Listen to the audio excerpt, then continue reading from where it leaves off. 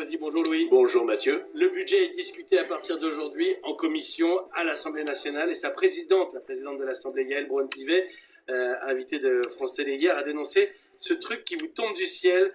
Elle plaide en fait pour taxer davantage les héritages dans ce nouveau budget.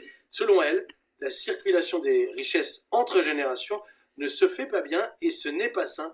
Qu'en pensez-vous? Ce qui n'est pas sain, c'est ce réflexe français de croire que tout ce qui a été gagné honnêtement doit être repris, redistribué, recyclé. Un héritage, madame, ce n'est pas un truc qui tombe du ciel. C'est le fruit d'une vie de travail, de risque, de responsabilité, de sacrifice. C'est un père qui se lève à 6 heures ou à 7 heures du matin pendant 40 ans pour qu'un jour ses enfants aient mieux que lui. Les Français ne sont pas tous des rentiers de la vie publique, madame, et malgré vos envies prédatrices, leur propriété n'est pas votre droit. Alors, Yaël Braun-Pivet parle surtout des super héritages, ceux des familles qui transmettent des fortunes de génération en génération. Vous plaidez pour les milliardaires. Ah, mais ce qu'elle oublie, c'est que la France taxe déjà bien davantage que la plupart de ses voisins. On est déjà champion du monde du fisc post-mortem. Chez nous, les droits de succession vont de 5 à 45% après un abattement de 100 000 euros. Pour rappel, en Allemagne, cet abattement, c'est de 390 000 euros. Et en Italie, c'est 1 million d'euros. Le résultat, nos impôts sur les successions rapportent déjà beaucoup. Les recettes ont doublé en 10 ans, passant de 8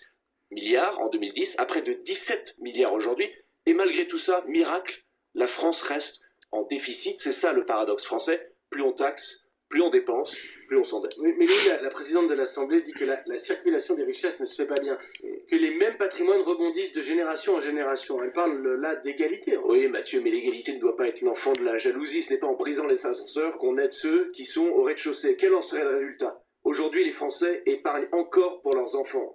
Qu'y a-t-il d'ailleurs de plus noble? Si vous confisquez l'héritage, vous incitez les Français non plus à transmettre, mais à dépenser. L'épargne, l'investissement dans l'avenir et dans l'enfant deviennent alors jeu, frivolité ou pari au casino. Mais les super riches, eux, ils trouvent toujours des moyens d'échapper à l'impôt. On peut parler de différents montages, des holdings, des paradis fiscaux finalement.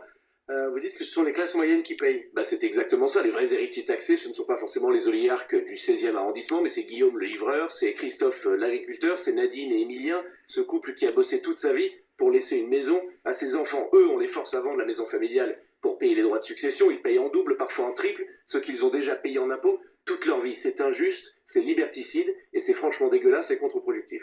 Pourquoi contre-productif? Bah, parce qu'on détruit l'envie de réussir.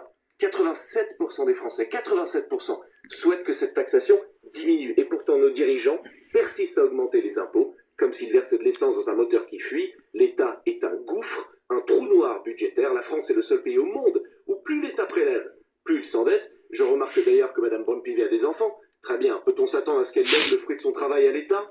Permettez-moi d'en douter, c'est toujours plus facile de se montrer généreux avec l'argent des autres. Merci Louis Sarkozy en direct en studio ce matin, la voix de droite sur RMC. Vous réagissez d'ailleurs si vous le souhaitez au 3216 ou sur le WhatsApp RMC 0612 424 424. Dans un instant, le journal de 8h avec à la une les dernières infos sur l'enquête après